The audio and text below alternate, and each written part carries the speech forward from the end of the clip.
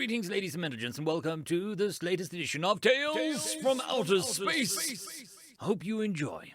Story number 1. Boxes and Boards, written by Vass. So, you've been doing field research some time now, huh? Oh, yes. I've been following this one specimen for this new species we found. In fact, I have a drone following it right now. What have you learned?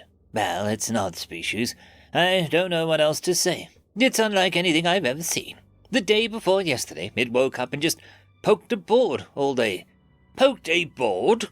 Yeah, they have big boards and little boards, and they poked them. Huh. What did the boards do? I don't know. There are pictures on them sometimes. There's also this box. A box? Yeah. A box, and it has 2 boards connected to it. One has pictures, and they poke at the other one. What does it do with them? It just pokes them. Just pokes them? Yeah. What do they do? I don't know. There are pictures sometimes. They just poke boards and look at pictures. Yeah, I guess. What do they eat? Well, this one I followed pokes the board, and then someone comes to him and gives him a box. A box? Yeah. Uh-huh. So they poke the board and get a box and eat the box. No. They don't eat the box. There's food in the box. Ah. Yeah. That makes sense. How do they breed, then? I don't know. But I think I'm onto it. How so? Well, sometimes it wakes up and the board screams, and it pokes it.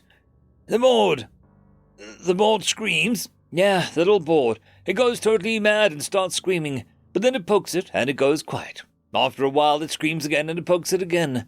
It goes like that for 30 minutes. Okay. Well, anyway, it gets up, gets food from the big box, and then walks out in a hurry. It goes to this other place where there are many others of its kind. No. Interesting. What do they do there? Do they mate? Oh, no. They have many boards and many boxes. They poke them. Again with the boards. Yeah, they really like the boards. So what happened then? Well, the specimen I followed poked boards there together with the others for 8 hours. Sometimes it stopped and then went to the other spaces and poked little boards it carries with it everywhere. But how do they mate? With the boxes? I can't say. I'm sure they poke something. Sometimes they form small groups that go into smaller spaces, and one of them pokes a big board with the other watchers. It's a power display, or a mating ritual, or something. It must have something to do with mating. Or maybe they come from the boxes? From the boxes, yeah. This doesn't sound like it's going to get anywhere. They aren't intelligent, are they? Ha! Certainly not. They just poke boards all day. But isn't it fascinating how something like this can survive? Nature is truly amazing.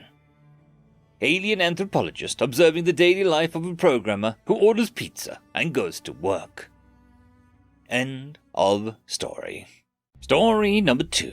Baller's Life, written by Old Phil. Life is good. Humans are good. Ball is life. I don't remember much about being a puppy. I had brothers and sisters, my little mates. We competed for milk and played and cuddled up to sleep together. It was really nice. I love that. One by one, my little mates went away. A strange human would come with their pack and would choose one of us. It was so happy. We were so happy. It was nice. I love that. I never got chosen by a human, though. Just me and the 2 other of my little mates were brought to a strange shelter place with lots of dogs. We each got our own private cage room.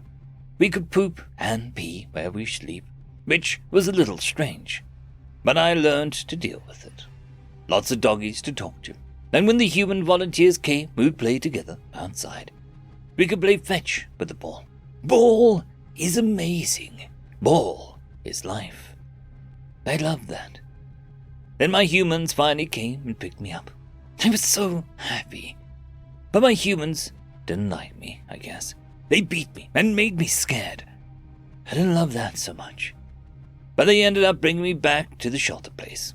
It was boring, and I cried a lot because I lost my humans. Even though they beat me, at least they'd play with me.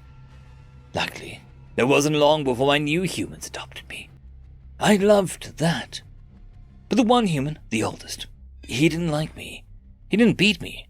but he yelled at me a lot for making poo-poo. That was confusing. Doesn't everyone make poo-poo? Am I not supposed to poo-poo? Very confusing. He ended up taking me back to the shelter place again. Strange life. But at least I got to play with the ball, the young human, a lot before I was put back in my cage room again. I wasn't in the shelter for very long this time. 2 humans picked me up and took me outside. Yay! I love outside. I got to ride in the human vehicle.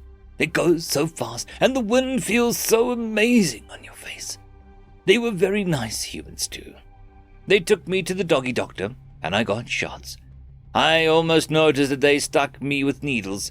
I was too busy licking, kissing, and showing my new human friends that I'm a good doggy, and I love them. My new house was amazing. I had a yard all to myself. Sure, I'd have to totally murder-kill a few birds, a squirrel, and absolutely positively end the life of a bunny that wandered into my yard. How dared they occupy my yard? That's where I poo-poo, of course, but I brought slightly mutilated corpses to my humans to show them. But they didn't seem to be happy that I politely murdered something in my yard, as good boys do. They didn't even want to eat it. Strange, but okay. Gotta say we had our ups and downs at first, though, with the new humans. But I finally figured out why they are angry about poo-poo. Turns out you do not poo-poo where you sleep. That was hard for me to learn after the shelter cage, sleep/poop room I lived in for so long. But I learned to only poo-poo in my yard, because I'm a good doggy, and I love my humans. We play the best games. Ball is life. Tug is great. Wrestling is amazeballs.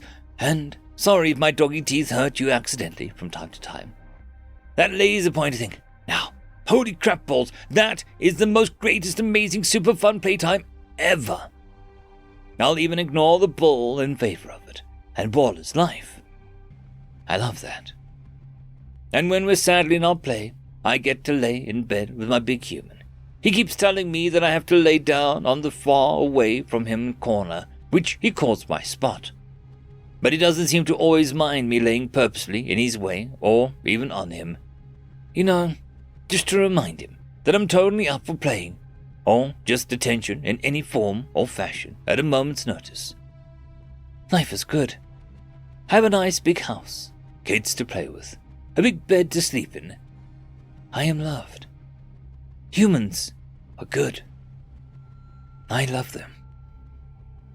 P.S. Ball is life. End of story. Story number 3. The Weatherman, written by Zero Cease. It started small.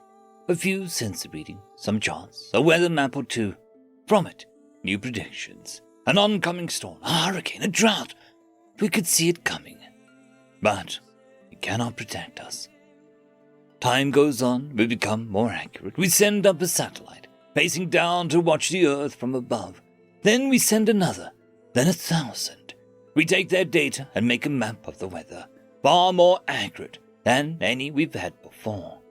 We see the worst ahead and can prepare for it. People can be evacuated, homes boarded, planes grounded. But we want to see more. We put other sensors, new types of sensors, into the ground at our feet. With their data, even better predictions come forth. Earthquakes, landslides, volcanoes all become simple. We hear them coming before they make a sound. Deaths from natural disasters cease to be realistic. But it is nothing. We make newer, lighter, more efficient sensors. We put them in orbit, facing the stars. We see the cosmos before us and make our own predictions, as we always have. No meteor will near our skies. No solar flare will harm our satellites. We see them. We can protect ourselves before they arrive. We are safe from nature. But it isn't enough. We think bigger. We make new sensors, like man has never seen before. They can see gravity itself. The data is collected and brings us ever greater predictions. Planets, moons, asteroids far outside our sight are visible now. Their movements can be forecast from across the stars. Nothing will surprise us ever again. But it can go further. We build a station like never before. We have the greatest senses man has ever dreamed. We see the universe as only a higher being might be able to. Every rock in the galaxy is under our gaze, and we can predict them. In 10,000 years, 2 planets 1,000,000 light years away will collide, and we can predict how their remains will form a new world. But we aren't satisfied. We build a weather station fit for the gods. They can see an electron on the other side of the galaxy, hear a pin drop in the next, feel an earthquake on the other side of the universe. It can predict the state of every atom in our galaxy with absolute accuracy for the next 5 million years. Nothing can blind us to the truth. But we know this isn't the end. We make a sphere around our solar system, a sensor array like none other that will ever exist. We know that no other will ever exist, because it sees all. Every subatomic particle in every corner of the universe. We call it the Weatherman. They can predict the future over 100 billion years away. Nothing is left to be seen nor predicted. But the time for prediction is now over. The time to act begins. End of story. I would quickly like to thank the T5 channel members and Patreons. Casper Arnholtz, Cam Maxwell, Barky, Lord Azrakal, It's Difficult to Pronounce, Dragzoon WRE, Holly's Sister, Arcadian. Thank you very much.